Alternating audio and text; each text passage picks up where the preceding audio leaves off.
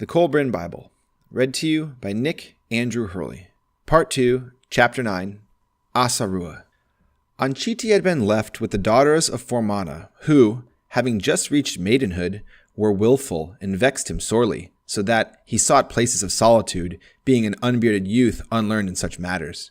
Beyond the place where they dwelt there was a river, and from the hillside, away from the forest, a small stream flowed down to join it. Upward of the stream was a valley in which lay a small lake fed by an unfailing stream of sweet water. Here, in a house of wattle, dwelt a maiden whose name was Asarua, and she lived with her mother, Mamua, who was a wise woman and blind. The young woman had barely reached maidenhood, and neither hunted for food nor dug in the ground. She dwelt in a garden of trees, her implements of toil being pruning hook and knife. Her days were spent in joyful tasks, and a song was ever on her lips. She worked happily among the trees, loosening the soil about their roots, cutting away the overgrowth and pulling up the weeds. She knew the art of fostering twigs so that fruits grew on trees strange to them. She grew vines, the fruits of which were not used for wine, and these she twined around bowers and over the branches of trees.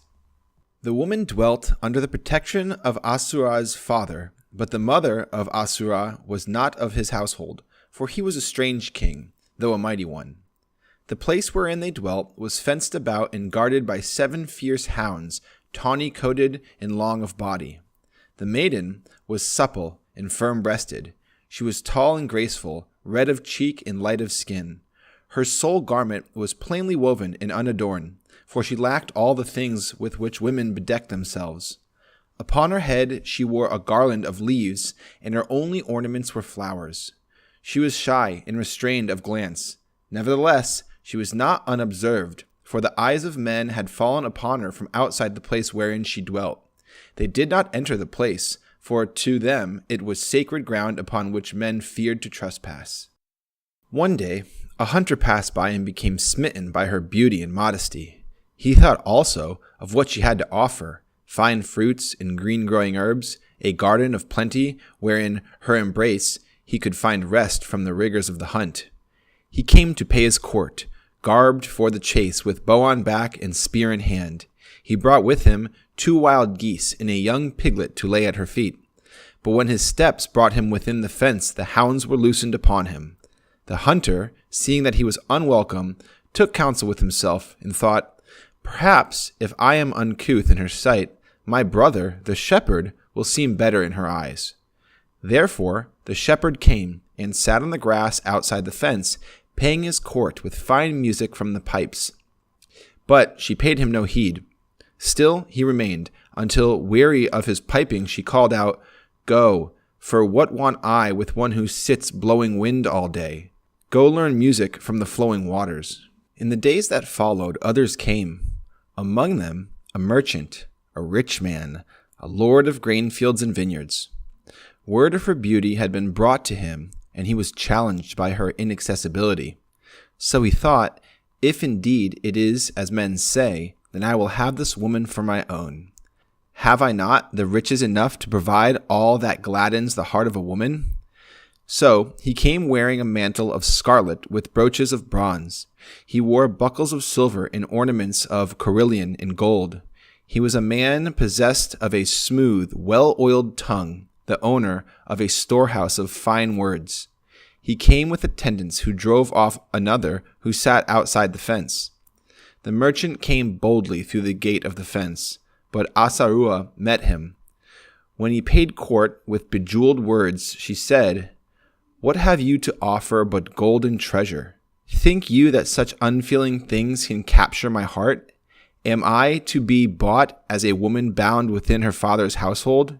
Am I to be another counted among the many women you have known, an occupant of a corner place within your heart, O man of many lovers?" Then he was wrath with her, but she took no heed, and the hounds drove him off, even the lordly one, for the ground here was sacred. One day, not much later, the young Anchitti came that way, and in passing he saw the maiden Asarua. But because of his unfamiliarity with women, he hesitated to speak, though he too was smitten by her beauty and maidenly bearing. Passing that way again, Anchiti stopped by the place, and seeing an old woman seated beneath the tree, he said to her, "Mother, may I have some water? For I am thirsty from journeying." The woman replied, "My son, there is water in plenty below on the other side of this place, which young ears should hear, but I am blind and cannot see. I too thirst, and therefore I beg that you enter and bring me cool water from the pool below the waterfall." So Anchiti entered and drank, and he gave water to the woman. Though Asarua espised him from afar, she did not come near, but neither were the hounds allowed near him. Hermenetar had returned from his strange journey, but was puzzled when he saw Anchiti was silent and spoke little, that his thoughts were not inside him. So Hermenetar questioned him, "Wherefore are you sick? What ails you?" Then, when Anchiti spoke to him of the maiden he had seen, Hermenetar said, "This is a delicate matter, and one not for the heavy tactics of men. Does not the fawn take flight at the sight of the hunting hound, while the moonflower that closes its petals at the touch of a man opens them at the touch of a woman? Your heart has guided you rightly when counseling caution, for you are ill-equipped to catch this rare bird of beauty when unaided by wisdom. For a woman's errand, let us send a woman. The nightingale sings in the presence of the owl, but hides in silence when the hawk roosts nearby." Then Hermenetar spoke with the maidservant of she who had mothered the daughters of Formana, and the maidservant agreed to do the things he told her. Thus, on the morrow, she went forth unaccompanied, and coming to the place where Asarua dwelt, sat down outside the gate.